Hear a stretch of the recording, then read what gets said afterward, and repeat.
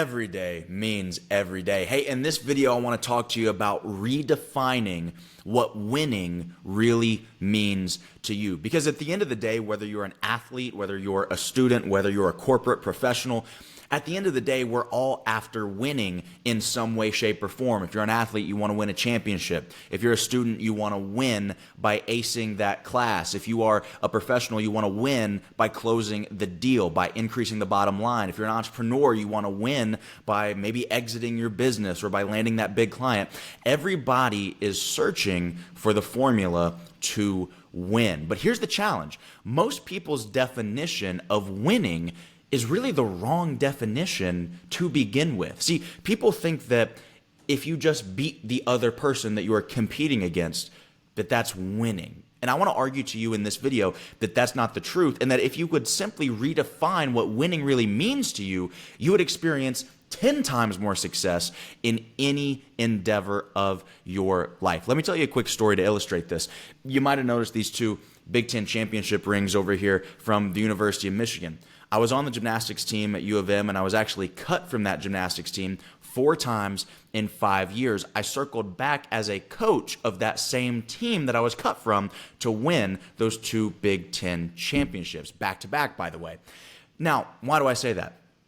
I was coaching at a meet one time. This was, I don't know, probably 5 years ago. And I'm not even going to name the other team, okay? It was one of those meets where technically at the end of the day, we walked away with a dub on our record because our score was higher than the other team's score.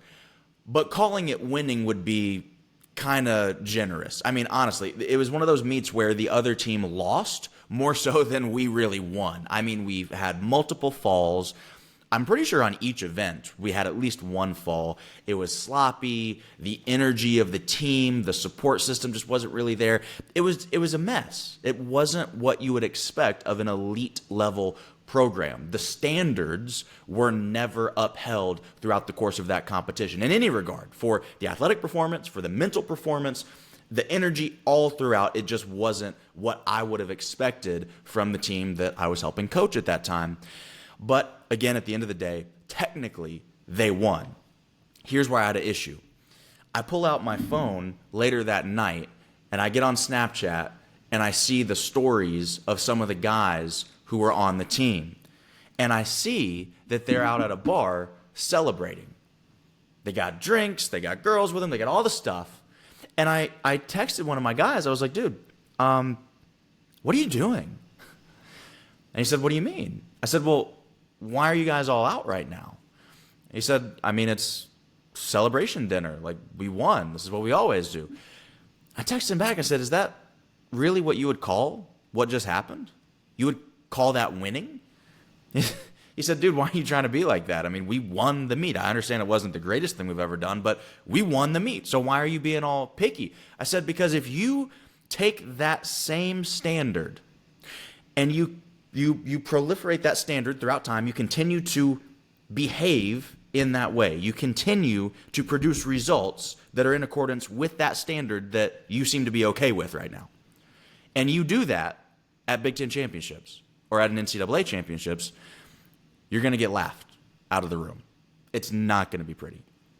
And you will most certainly not win. I said, here's the thing. You got to understand that what you celebrate, you are bound to replicate. So by you celebrating that performance, by you celebrating that level of mediocrity, all you're doing is perpetuating your own mediocrity.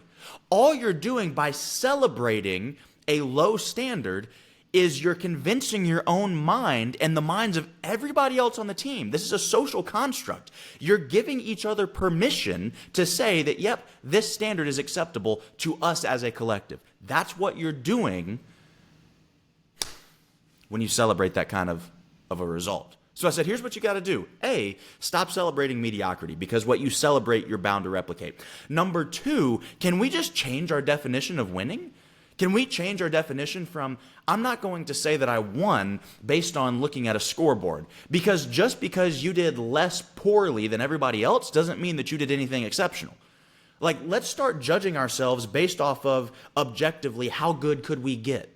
Let's start judging ourselves based off of what is perfection, and then how close can we get to that? What is the absolute standard? right? Let's stop judging ourselves based off of what everybody else does, because when you do that, you're playing by other people's rules. You're never going to achieve your full potential because you're not worried about your full potential. You're not measuring yourself against what you're truly capable of. All you're doing is measuring yourself against what everybody else is doing. You know, there's that famous example of, I want to say it was Roger Bannister who ran the 4-minute mile. Everybody else just thought that it was impossible. Everybody else was judging their own performance based off everyone else who was running 4:30, 4:35, 4:25. So when you ran a 4:12 or a 4:15, you were killing it.